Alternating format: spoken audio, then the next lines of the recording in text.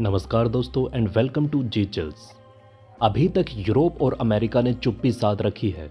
यूरोपीय देश में सिर्फ इटली ही है जहां की प्रधानमंत्री जॉर्जिया मेलोनी ने ट्वीट करते हुए प्रधानमंत्री मोदी को जीत की बधाई दी है।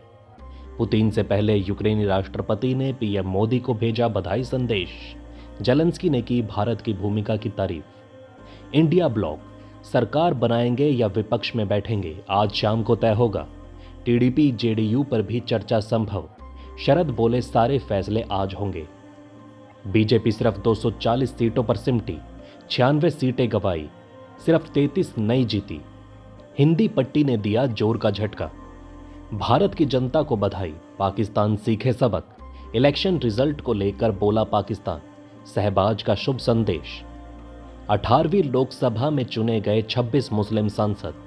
1980 में सबसे ज्यादा 49 मुस्लिम सांसद चुनकर लोकसभा पहुंचे थे। महाराष्ट्र में बीजेपी की हार की देवेंद्र फडणवीस ने ली जिम्मेदारी, कर दी इस्तीफे की पेशकश। यूपी में योगी पर भी इस्तीफे का बढ़ने लगा दबाव। यूपी में बीजेपी के हश्र के बाद सीएम योगी की कुर्सी पर सवाल। अमेरिका ने भले ही अभी तक बधाई संदेश नहीं भेजा है, लेकिन करेबियाई देशों की तरफ से प्रधानमंत्री मोदी को बधाई संदेश मिले हैं।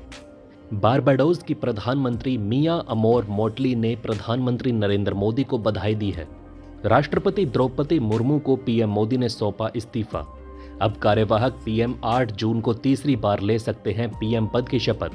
7 जून को एनडीए की बड़ी बैठक। देश के सबसे अमीर सांसद हैं टीडीपी के चंद्रशेखर पेमासानी। लोकसभा चुनाव 2024 में आंध्र प्रदेश के गुंटूर से जीते हैं चुनाव।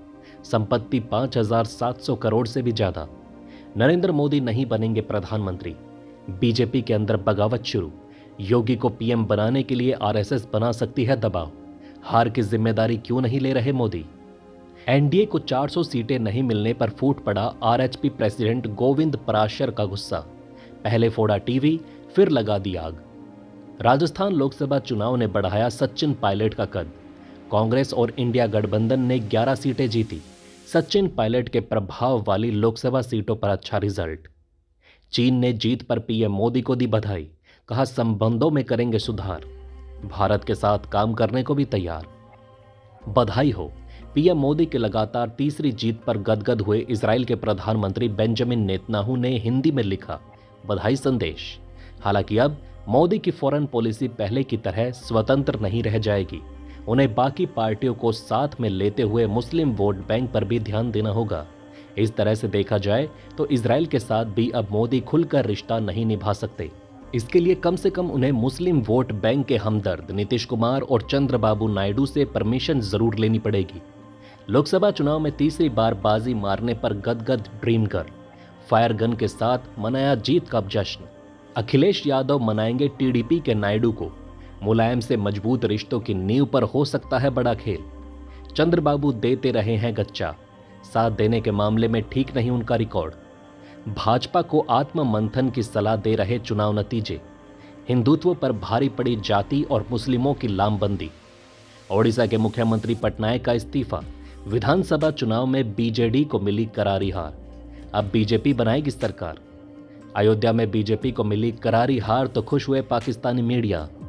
रूस बोला फ्रांस के सैन्य अफसरों पर हमला करेंगे। विदेश मंत्री ने कहा वो यूक्रेनी सैनिकों को ट्रेनिंग देने पहुंचे, इसलिए हमारी आर्मी के निशाने पर। मालदीव के राष्ट्रपति मोहम्मद मुइजू ने भी पीएम मोदी को बधाई दी है। उन्होंने एक्स पर लिखा प्रधानमंत्री नरेंद्र मोदी को बधाई। सरकार तो अब बनेगी ही। दिल्ली में सीएम नीतीश कुमार ने कर दिया ऐलान, लेकिन किसकी, सस्पेंस बना गए जेडीयू चीफ। आप भी देखिए। राजनीतिक उठापटक के बीच सीएम नीतीश कुमार के दिल्ली पहुंचने से लोगों में उत्सुकता बढ़ गई है। उन्होंने लोकसभा चुनाव के नतीजों के बाद सरकार बनाने का भरोसा जताया। जेडीयू सांसद संजय झा ने जेडीयू के एनडीए को समर्थन देने की पुष्टि की है। नीतीश के साथ तेजस्वी यादव के दिल्ली पहुंचने से भी लोगों में उत्सुकता बढ़ चुकी है। दिल्ली पहुंचे सीएम नीतीश कुमार ने एयरपोर्ट के बाहर मीडिया से बात करते हुए बड़ा बयान दे दिया। नीतीश कुमार ने कहा कि सरकार तो अब बनेगी ही। किसकी सरकार बनेगी, इस पर नीतीश कुमार मुस्कुराए और गाड़ी में बैठकर चले गए। नीतीश कुमार के साथ जेडीयू के राज्यसभा सांसद संजय झा भी थे। एनडीए की बैठक से पहले जेडीयू सांसद संजय झा ने कहा कि हम एनडीए के साथ हैं। नीतीश जी आज बैठक में जाएंगे। जानकारों से पता चलता है कि सीएम नीतीश कुमार आज ही राष्ट्रपति को अपना समर्थन पत्र सौंपने की योजना बना रहे हैं। नीतीश कुमार के बारे में बात करते हुए हमने पहले भी 2 इंपॉर्टेंट वीडियो पब्लिश किए हैं, उसे आप जरूर देखें। लेकिन अभी नीतीश कुमार के अलावा 3 बड़े नेताओं की चर्चा करने जा रहे हैं जो केंद्र में नेक्स्ट सरकार बनाने में बड़ी भूमिका निभा सकते हैं।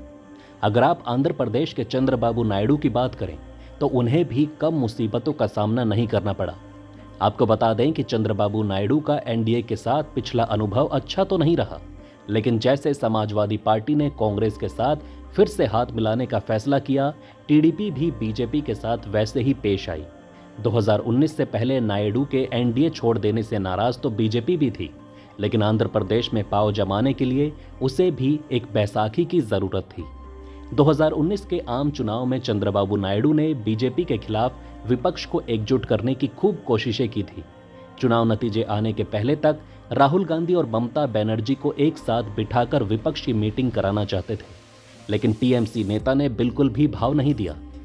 जगन मोहन रेड्डी ने नायडू को परेशान करने में कोई कसर बाकी न रखी, जेल तक भेज डाला। जेल से बाहर आकर चंद्रबाबू नायडू राजनीतिक लड़ाई छेड़ चुके थे और जगन मोहन रेड्डी के खिलाफ आंध्र प्रदेश में उभरे असंतोष का पूरा फायदा उठाया। आज की तारीख में नायडू के दोनों हाथों में लड्डू तो है ही, सिर भी कड़ाई में है।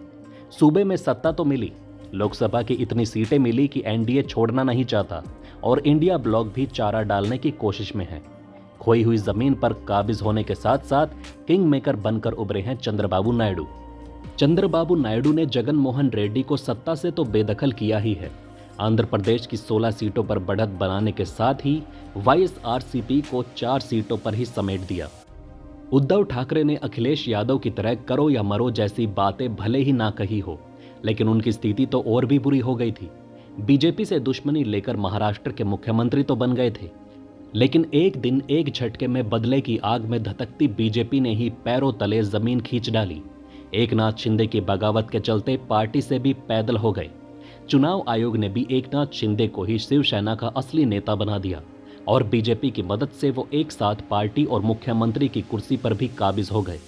उद्धव ठाकरे के लिए ये चुनाव अपना राजनीतिक अस्तित्व बचाने और बेटे आदित्य ठाकरे की भविष्य सुरक्षित करने का आखिरी मौका था। अब अगर महाराष्ट्र विधानसभा में सत्ता में वापसी नहीं भी कर पाए तो भी उद्धव ठाकरे को कोई मलाल नहीं रहेगा। महाराष्ट्र में लोकसभा सीटों के रुझानों की बात करें तो बीजेपी के पास उद्धव ठाकरे से महज 1 सीट ज्यादा है। बीजेपी को 10 सीटें मिलने जा रही हैं, जबकि उद्धव ठाकरे की शिवसेना को 9 सीटें मिल रही हैं। और सबसे बड़ी बात, एकनाथ शिंदे को उद्धव ठाकरे 2 सीटें कम 7 मिल रही हैं। ममता बनर्जी ने तो 3 साल के भीतर दूसरी बार भाजपा को पटखनी दे डाली। शुभेंदु अधिकारी जैसे मजबूत सहयोगी को गंवाने के बाद उनके खिलाफ नंदीग्राम से खुद हार कर भी ममता बनर्जी ने टीएमसी को पश्चिम बंगाल की सत्ता दिला दी। और इस बार तो ऐसा लग रहा था जैसे बीजेपी बंगाल में टीएमसी को तहस नहस कर डालेगी, लेकिन ममता ने ऐसा होने नहीं दिया। एक बार तो लगा था कि इंडिया गठबंधन से दूरी बनाकर ममता बनर्जी ने ठीक नहीं किया, लेकिन जीत तो हर बात का जवाब होती है। ममता बनर्जी ने पश्चिम बंगाल की 29 लोकसभा सीटों पर बढ़त बनाते हुए सभी सवालों का जवाब दे दिया। बीजेपी का 12 सीटों पर सिमटता नजर आना तृणमूल कांग्रेस के लिए बोनस है।